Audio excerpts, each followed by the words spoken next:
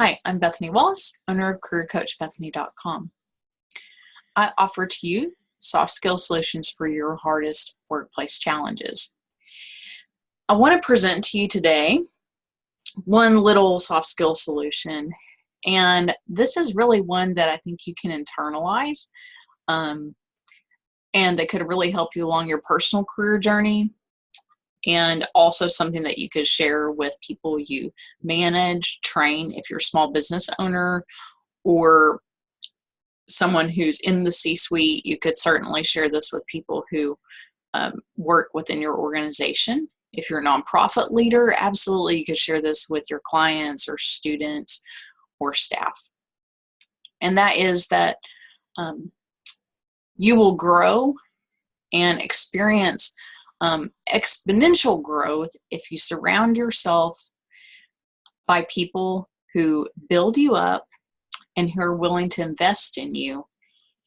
Spend less time and disconnect yourself from people who tear you down and who pull you down or weigh you down.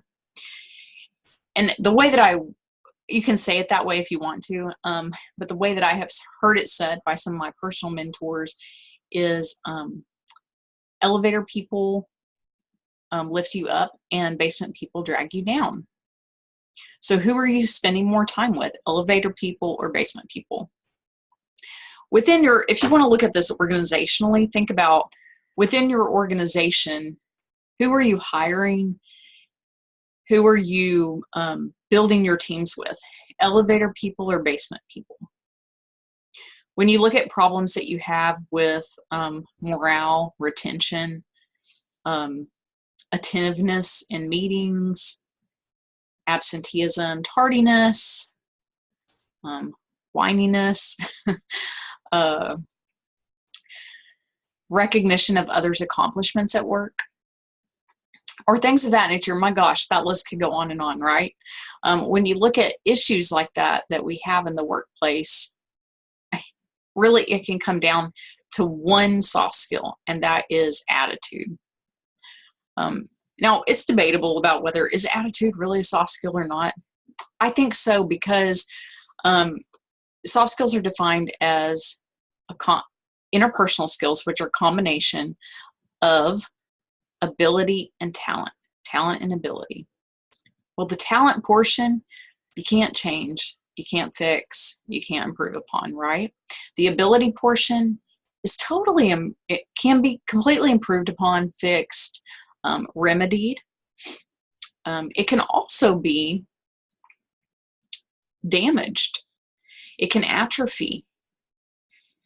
So if you build your organization with people who are elevator people, and you continue to hire elevator people, more and more positive people who are encouragers, and they lift one another up, and you're constantly having people who just keep lifting each other up. They encourage productivity amongst team members. Everybody's showing up on time. So if you're surrounded by people who show up on time, what does that make you want to do? You want to show up on time. It's like positive peer pressure, right? If you're surrounded by people who, when you shoot out an idea in a meeting, they don't shoot it down. Instead, they're like, wow, that's a great idea. Or, wow, I never thought about that. Another thing we could do is this or this or this. Instead of, shut up, if you don't say anything, we get to leave early. Then you foster a community of collaboration and problem solving and critical thinking. And so the potential for growth in an organization like that is huge. Really, the sky's the limit. There is no limit.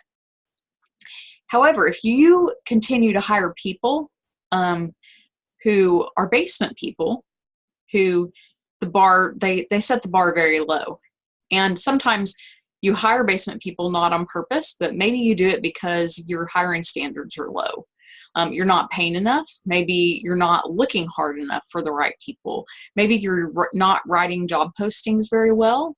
Maybe you're not branding your organization well. Maybe the reputation of your organization has suffered for a long time because you haven't done a good job in hiring enough elevator people for a really long time. You've hired basement people, so your organization has just suffered and suffered. Your corporate culture has continued to fall. So what are people saying about your organization? They're saying that it's not a good place to work. So no one wants to come to work for you. So how are you going to attract better employees? Well, it has to start somewhere. So you can work on your hiring practices. You can work on your salary offers. You can work on all that stuff. But if you don't work on your internal culture and on your soft skills training and on helping people to improve the ability and stop that atrophy of soft skills, then internally things are never going to improve and people aren't going to build each other up. If you do work on it, you can improve your morale, you can improve your company culture, you can improve your brand, you can improve those things that are atrophying, like your absenteeism, the tardiness, the retention problems, and all those things. And don't you see, the more that you hire elevator people, the more that they're building each other up. So what's growing? They're growing, so you're growing as an organization and as a leader. Like, I'm so excited to even talk to you about this. So anyway, I hope that you will reach out to me if you relate to this and you find that your organization is suffering from too many basement people and not enough elevator people in your organization. Or maybe you can kind of look around and see, ooh, I just have like a few basement people, or just this one team seems to be spiraling downward.